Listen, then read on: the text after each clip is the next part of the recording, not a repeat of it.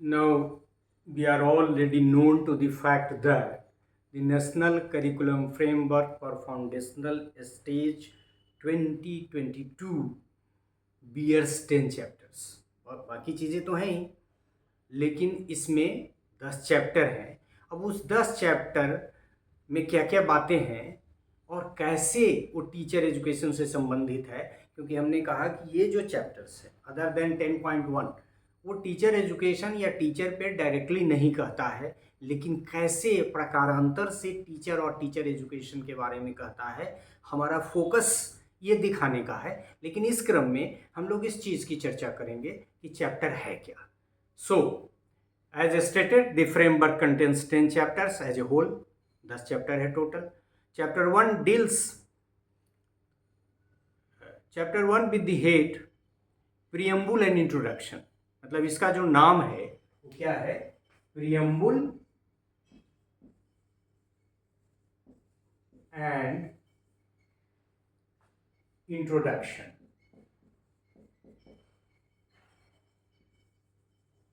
ये पहला चैप्टर है। सो बिसाइड्स इनिशिएटिंग, मतलब एक तो इनिशिएट पहला चैप्टर है तो ऑब्वियस है वहाँ से शुरू हुआ, तो it initiates and introduces early childhood care and education. मतलब मुख्य रूप से ये डिस्क्राइब करता है कि what is early childhood care and education. मतलब ये है कि जब आपको खोजना होगा early childhood care and education and क्यों ये स्टेज इम्पोर्टेंट है, तो यहाँ आप जा सकते हैं। Chapter one also deals with foundational stage as concepts along with related concepts. आपने देखा कि शुरू में हमने चर्चा की, शुरू के लेक्चर में तो दिखाया कि ये डिस्क्रिप्शन नेशनल एजुकेशन पॉलिसी भी देती है और ये डॉक्यूमेंट भी देता है कि फाउंडेशनल स्टेज क्यों इम्पोर्टेंट है। तो ये पार्ट यदि आपको देखना है then you have to go there in chapter one. Chapter two deals with aims, curricular goals, competencies and learning outcomes. तो लगता है कि इतना लिखने में ज़्यादा टाइम लगेगा, तो हमारा वो पर्पस भी नहीं है कि आपको एक नोट्स बना दें, उसके लिए तो ये आपके पास रहेगा ही, आप स्लाइड से सो लेके, क्योंकि पहले कंटेंट पहले पार्ट में हम इसको डाल ही चुके हैं, so we shall not be writing so long. So chapter 2 deals with aims, curricular goals, competencies and learning outcomes, ये इसका हेड है, in the foundational stage context। और ये जो एम्स है, क्यूरिकुलर गोल्स है, कंपेटेंसीज है, मतलब किस तरह का कंपेटेंसी चाहिए, और फिर लर्निंग आउटकम्स क्या चाहिए, ये सब फाउंडेशनल स्टेज के बारे में है, वो चैप्टर 2 डिस्क्राइब करता है। Chapter 3 describes approach to language education and literacy related to foundational stage. आप सभी जानते हैं कि ये बच्चा जब शुरू करता है पढ़ाई तो सबसे पहले क्या है कि लैंग्वेज एजुकेशन, और देखेंगे आप नेशनल करिकुलम फ्रेमवर्क के अलावा खास के जो आपका नेशनल एजुकेशन पॉलिसी है वो भी यहीं से शुरू करता है कि उनके जो कंटेंट होंगे, उनके जो करिकुलम होंगे वो क्या होगा। तो ये अप्रोच लैंग्वेज एजुकेशन के अप्रोच पे बात करता है, लिटरेसी पे बात करता है, और फिर फाउंडेशनल स्टेज की बात करता है, और ये प्रकारांतर से दिखाने की कोशिश करता है कि फाउंडेशनल स्टेज में क्या और कैसा लैंग्वेज एजुकेशन और लिटरेचर का स्वरूप हो। Chapter 4 is in the name of pedagogy, और पेडागोजी में तो आप रट जाइए कि pedagogy is the science of teaching, मतलब पढ़ाने से संबंधित जितनी भी बातें इर्द गिर्द हैं, not methodology, not evaluation, not skill, everything around teaching is pedagogy, you can say.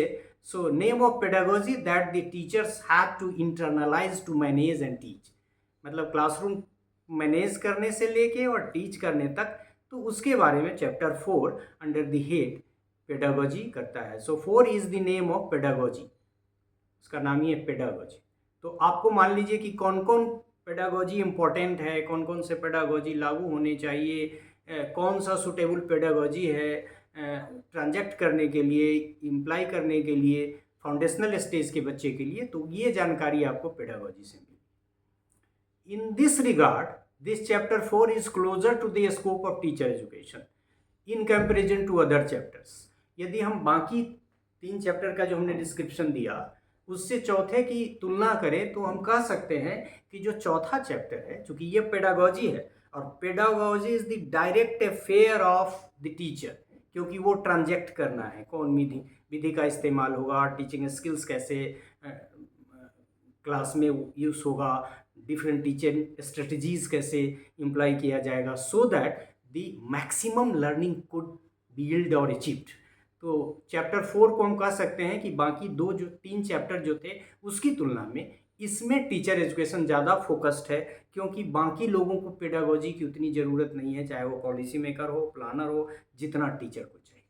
So this chapter is इसमें टीचर एजुकेशन और टीचर का स्कोप ज़्यादा है, मतलब कंटेंट ज़्यादा है, क्योंकि ये पेडागोजी की बात करता है और बताता है कि कितने तरह की पेडागोजी होनी चाहिए। अब ऑब्वियस है कि प्ले वगैरह का जो कंसेप्ट जो हमने शुरू कहा वही सब होगा, आप बहुत सारा मेथड जानते हैं। Chapter 5 with the head choosing, organizing and contextualizing content for teaching, मतलब वो कंटेंट फॉर टीचिंग को चूज करने में, ऑर्गेनाइज करने में और कंटेक्चुअलाइज करने में क्या है, ये चैप्टर 5 डिस्क्राइब करता है। It is very close to the pedagogical affairs of teaching and learning, क्योंकि ये बिना पेडागोजी के हो नहीं सकता है, क्योंकि ऑर्गेनाइज कैसे होगा और फिर कंटेक्चुअलाइज कैसे होगा और फिर आपको कंटेंट चूज करना है, कैसे कंटेंट चूज होगा, इजी टू डिफिकल्ट या डिफिकल्ट टू इजी, तो फिर आपका मैक्सिम्स ऑफ टीचिंग वगैरह का जो कंसेप्ट है वो सब भी इसमें आएगा। So I am saying that it is very close to the pedagogical affairs of teaching and learning and in this sense very near to the teacher education as a concept। मतलब 5वां chapter भी चौथे chapter की तरह ही teacher education की बात कह ही रहा है, क्योंकि ये कैसे कंटेंट को डिवाइड करना है, कैसे कंटेंट को ऑर्गेनाइज करना है, चूज करना है, ये बिना टीचर के और टीचर एजुकेशन के कहा नहीं जा सकता है, या यह कहें कि ये अफेयर ही है टीचर और टीचर एजुकेशन का। Assessment for further learning, assessment for further learning objectives as the chapter 6 is about evaluation, मतलब इवैल्यूएशन कैसे करें। आप सभी जानते हैं कि आज का मॉडर्न एजुकेशनल टेक्नोलॉजी कहता है कि टीचिंग इज टू टेस्टिंग, मतलब teaching and testing are not separated, they are integrated. और फिर हम लोगों ने बहुत सारे तरह की इवैल्यूएशन की चर्चा की है, यहाँ उतना विस्तार से हमको कहने की ज़रूरत नहीं है, क्योंकि इवैल्यूएशन को आप समझते हैं, असेसमेंट को समझते हैं, मेजरमेंट को समझते हैं। तो कह रहा है कि असेसमेंट फॉर फर्दर लर्निंग, मतलब कैसे इवैल्यूएशन हो बच्चों का, ऑब्वियस है इस चैप्टर में ये होगा। और वो कौन इवैल्यूएट करेगा? परीक्षा तो जो अंतिम होती है, जिसको समेटिव इवैल्यूएशन कहते हैं, बहुत कम होती है। फॉर्मेटिव इवैल्यूएशन और कंटिन्यूअस एंड कम्प्रिहेंसिव इवैल्यूएशन का कंसेप्ट है। So this aspect is very important for the teacher and teacher education as well. तो छठा भी आप समझ ले सकते हैं। And in one sense this is the most important job for a teacher after teaching, मतलब टीचर का काम टीचिंग के बाद इवैल्यूएशन है। और हमने तो यहाँ तक कहा कि आज का टेक्नोलॉजी ये मानता है कि टीचिंग और इवैल्यूएशन या टेस्टिंग साथ साथ जाता है। If one believes in teaching and testing go together, it is also close to the areas of teacher education as a concept. मतलब ये कि जो चैप्टर 6 है, it is also about teacher education, though it is in the name of assessment, that is measurement and evaluation as well. Chapter 7 is organizing time. अब organizing time का मतलब है कि करिकुलम कैसे बनेगा, कौन चीज़ कितना पढ़ाया जाएगा, ये सब डिस्क्रिप्शन हम लोग करेंगे दूसरे पार्ट में। इस जो लेक्चर हम लोग कर रहे हैं उसके नहीं, लेकिन और भी पार्ट्स इसमें जब होंगे तो फिर ऑर्गेनाइजिंग टाइम। और फिर ये बहुत इंपॉर्टेंटली आएगा आपको आगे वाले में, जब हम लोग डिस्क्रिप्शन करेंगे national curriculum framework for school education. तो national curriculum framework for school education में टाइम अलॉटमेंट का एक अलग से चैप्टर है, चैप्टर 4, उस पर हम लोग बात करेंगे। So chapter 7 is organizing time. अब टाइम ऑर्गेनाइज कौन करेगा? ठीक है, आप उसमें रिकमेंड कर दिया करिकुलम फ्रेमवर्क में, बट हु विल ऑर्गेनाइज?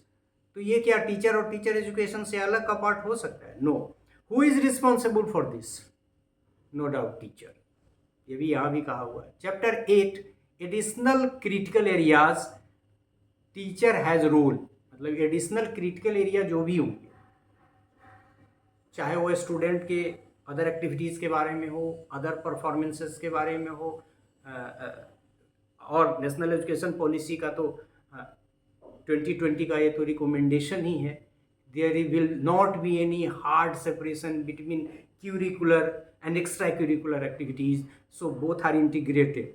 तो टीचर को सारे कार्यकलापों में शामिल होना ही है, तो it is also very much related to teacher, and the role of teacher is very much there as well. Chapter 9, linkages to the preparatory stage, teacher to act, मतलब प्रिपरेटरी स्टेज के बारे में जो भी साइकोलॉजी है या जो भी पेडागोजी है, वो लिंक किसी चीज़ से यदि करनी है तो लिंकिंग में रोल किसका होगा। So in this way you can also say कि linkages to the preparatory stage, and it is also very much related to the act and activities of teachers. Now the last chapter, that is chapter 10, under the head creating a supportive ecosystem, मतलब समझिए कि यदि आप संकल्पना कीजिए कि teacher का ecosystem learners का इकोसिस्टम तैयार करना है, किसी इंस्टीट्यूशन का learning environment, that is the ecosystem, उसको डेवलप करना है। Who is the most potent person, potent group to do the same. और इसमें जो चैप्टर्स हैं उसको भी हम मतलब फर्दर करेंगे, क्योंकि ये चैप्टर 10 का जो पार्ट है, चैप्टर 10 के सब पार्ट्स पे भी हम लोग बात करेंगे, और उसी में 10.1 एक सब पार्ट है। तो ऑब्वियस है कि किसी न किसी रूप में जब भी किसी सपोर्टिव इकोसिस्टम जो एजुकेशन से संबंधित हो बनाने की बात आएगी तो टीचर और टीचर एजुकेशन होगा ही। पहला चैप्टर है इसका इनेबलिंग एंड एम्पावरिंग टीचर, 10.1 जो टारगेट है हमारा, उसी पे हम ज़्यादा फोकस करके एक पार्ट में teacher and teacher education in national curriculum framework, और यही हमारा मेन एजेंडा है।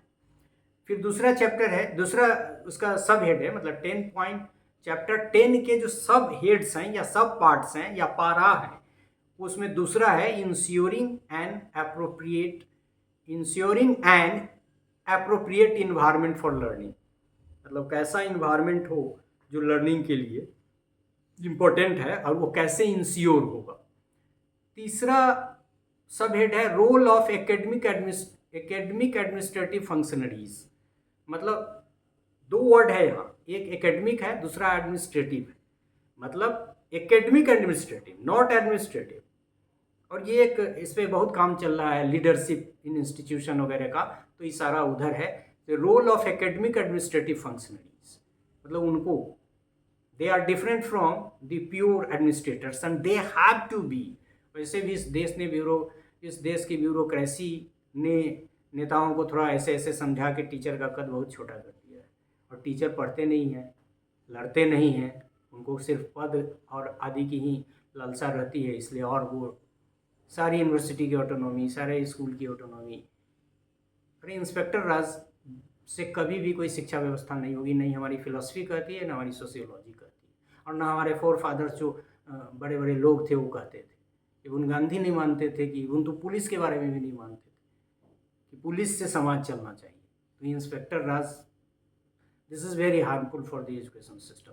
सो role of parents and community, उनका भी रोल है, आप जानते हैं, खास के फाउंडेशनल स्टेज में तो और ज़्यादा है, क्योंकि वो राइट टू एजुकेशन से कवर्ड अप है, और राइट टू एजुकेशन के जो जो प्रोविजंस हैं, उस प्रोविजंस को आप देखेंगे तो देखेंगे कि how important the guardian is there, उनका डायरेक्ट रोल है। ये बात दूसरी है वो नहीं जानते हैं, और इसीलिए राइट टू एजुकेशन उतना हम अचीव नहीं कर पाते। एंड लेवरेजिंग टेक्नोलॉजी, मतलब आजकल तो बिना टेक्नोलॉजी के होगा नहीं, लेकिन mind it, I every time when I talk on the technology I sell the mind technology doesn't mean machine only, I am saying, I am acting, this is also technology, I am standing somewhere in the classroom, this is also technology, and you all know hardware software and system approach, तो ये hardware ही है उतना, और उसी को हम लोग समझ रहे हैं कि टेक्नोलॉजी है। फिर भी इम्प्लीकेशन हो, यदि बोर्ड अच्छा हो तो क्या दिक्कत है, कम मेहनत से टीचर यदि ज़्यादा चीज़ कह दे तो क्या दिक्कत है, लेकिन टीचर हो तो कॉम्पिटेंट तो हो, that is more important then that of any technology. तो ये 5 सब हेड है चैप्टर 10 के, उसमें से 10.1 is important. So all the 5 10.1 जो पर्टिकुलरली टीचर एजुकेशन पे है या टीचर पे, all the 5 aspects are related and associated with teachers. अब देखिए कहीं नहीं, चूंकि एडमिनिस्ट्रेटर क्या कर रहा है, academic administrator, who is academic administrator, parents and community, वो भी कहीं ना कहीं रोल है हमारे, क्योंकि पेरेंट्स एंड कम्युनिटी से टीचर का रिलेशन होना चाहिए। ये तो हमारा ये सारा डॉक्यूमेंट कह रहा है, और राइट टू एजुकेशन तो कह ही रहा है, और लोग कराते भी हैं टीचर पेरेंट्स मीट और लाइक दैट, तो उसकी तरफ में उसमें भी है। और टेक्नोलॉजी कौन सा सूटेबल है और कब इस्तेमाल करना है वो टीचर का है। So all the 5 aspects are related and associated with teachers. Out of these 5 subheads, the target of the teacher is the first one, which is directly associated with teacher education as a concept। हमने कहा भी कि वो जो 10वें chapter का पहला भाग है, पहला सबहेड है 10.1, जिसमें इनेबलिंग टीचर की बात है, वो डायरेक्टली रिलेटेड है टीचर एजुकेशन से। This aspect we have to discuss in detail, और जैसे कि हमने आपको बताया भी कि हमको इस एस्पेक्ट की सबसे अधिक चर्चा करनी है। तो एक तो आपने देखा कि चैप्टर जो हमारे पास है वो टोटल 10 चैप्टर है, और हमने आपको दिखाया कि जो असेसमेंट का एस्पेक्ट है या फिर जो क्लासरूम में कंटेंट के ऑर्गेनाइजेशन का एस्पेक्ट है, ये तो टीचर को ही करना है। लेकिन इसके अलावा भी हमने आपको ये दिखाने का प्रयास किया कि इन 10 चैप्टर्स में कहीं ना कहीं किसी न किसी रूप में टीचर और टीचर एजुकेशन की भूमिका है। और जब आप नेशनल करिकुलम फ्रेमवर्क हालांकि आया नहीं है, जब आएगा तो देखेंगे कि ये दोनों कोरिलेट हो जाएगा, और बाद के लेक्चर में यदि संभव हो सका जब करिकुलम फ्रेमवर्क आता है फिर हम बात करते हैं तो इन दोनों को मिलाएंगे भी। लेकिन ये 10.1 is very much telling about the teacher and teacher education. So we have already described about the different subheads under the name of chapters of National Curriculum Framework. Those are 10 in number, and they are telling indirectly and directly about the teacher education. And one specific chapter that is the focus of this entire arrangement, you can say, is 10.1 enabling teachers। उसमें हम लोग teacher education, क्योंकि इसमें जो भी है teacher और teacher education के बारे में भी है, बाकी हमने पहले ही कहा कि इसमें इनडायरेक्ट रोल है। So this is all about this part in which we could discuss about the chapters of national curriculum framework और फाउंडेशनल स्टेज 2022।